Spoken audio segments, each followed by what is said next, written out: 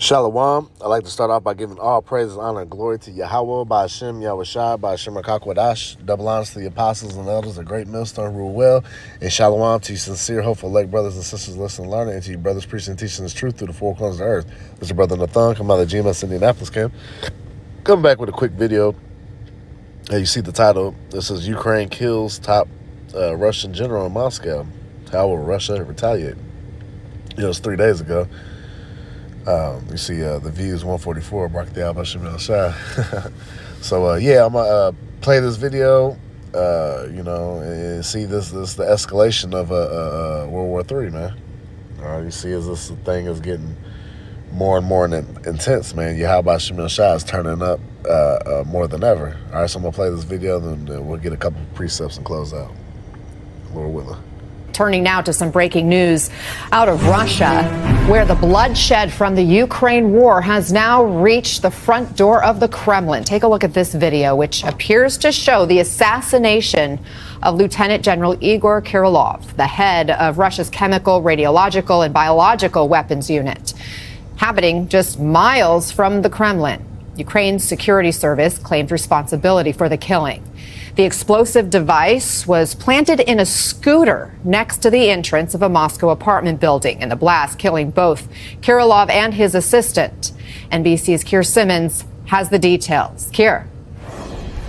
Even the timing is dramatic. Just yesterday, Ukraine charged Lieutenant General Kirillov with war crimes. Today, they say they have killed him in Moscow. Russian media reporting a bomb was taped to the handle of a scooter.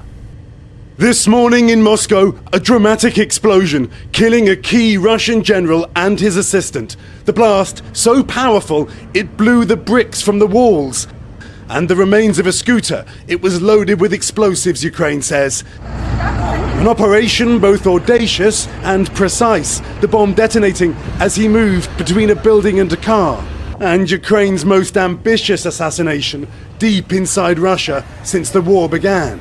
Lieutenant General Igor Kirillov was chief of the Russian Army's Chemical Weapons Division. He was sanctioned by the UK in October for the alleged use of chemical weapons in Ukraine. According to a Ukrainian security source briefed on the matter, Kirillov was an absolutely legitimate target since he gave orders to use prohibited chemical weapons against the Ukrainian military. Such an inglorious end awaits all who kill Ukrainians. The source asking for anonymity because they aren't authorized to discuss it publicly. Russian state television leading with news of the killing, saying the bomb was remotely operated. It comes as the war, started after Russia invaded Ukraine, enters its third year. Both sides still taking massive losses. Already, Russian investigators are calling the bombing an act of terrorism, but they will be under pressure to explain another high-profile assassination in the Russian capital. Kirillov was notorious for pushing disinformation against the West. The question now is not just what the Kremlin says, but what it does. Russia's most outspoken voices calling for the killing of Western officials. Keir Simmons, thank you for that reporting. And joining us now is MSNBC military analyst, Lieutenant Colonel, or I should say retired Colonel Jack Jacobs. Thank you so much for joining us, Colonel. Are you surprised Ukraine was able to take out such a high-profile player and so close to the Kremlin? No, not at all. They've done it before, not this high profile, but they've been working strenuously to eliminate people at the top of the food chain. What's really interesting is when you take a look at that video, you can see General Kirillov and an aide coming out of the building, and then the bomb is detonated.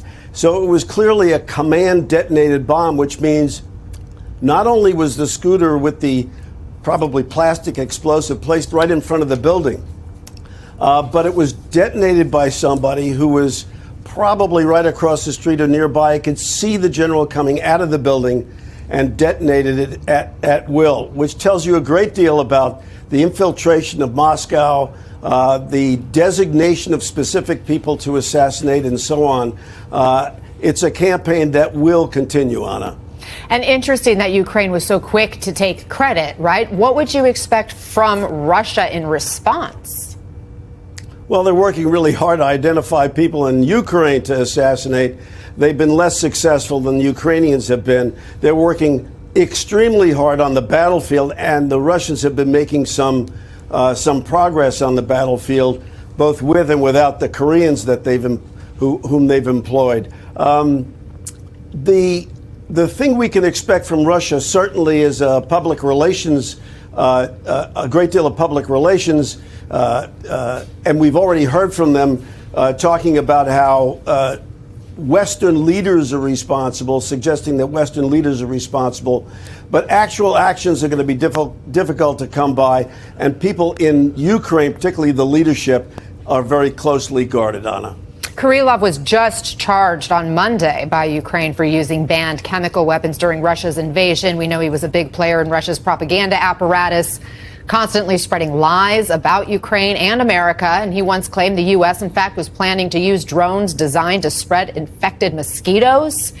And as the head of the biological weapons unit, he was accused of using a riot control gas against Ukrainian troops that caused extreme irritation and pain in the eyes and lungs. Just bigger picture here, Colonel, what does his death mean for the Russian war effort and Kremlin's overall goals, do you think? Well, I think they're going to focus their attention on the battlefield. They are making progress, like I suggested. By the way, General Kirillov was also accused of using not just riot control agents, CS and CN, but also nitrochloroform, which was used in the First World War and is banned by the Chemical Weapons Treaty, to which Russia is a signatory. No, I think the Russians are going to continue to focus on the battlefield. They have larger numbers.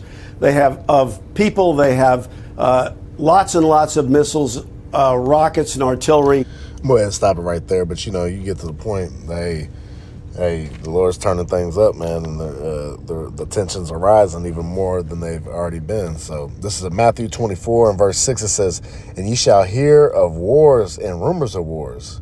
See that ye be not troubled." Why not be troubled, right? Why the children of Israel, you so-called Negroes, Latinos, and Native Americans, why not be troubled on this war effort? Because this is between Esau, Edom, all right, the so-called white man and they nations, you know what I'm saying? Because this is the destruction of their kingdom, all right? We as the children of Israel, starting with the elect, man, we got, everlasting kingdom coming to us, all right? So don't be troubled, because what? For all these things must come to pass, but the end is not yet. For nation shall rise against nation, and kingdom against kingdom. And there shall be famines and pestilences and earthquakes in diverse places. And you've been seeing, the escalations of famines and pestilences and earthquakes.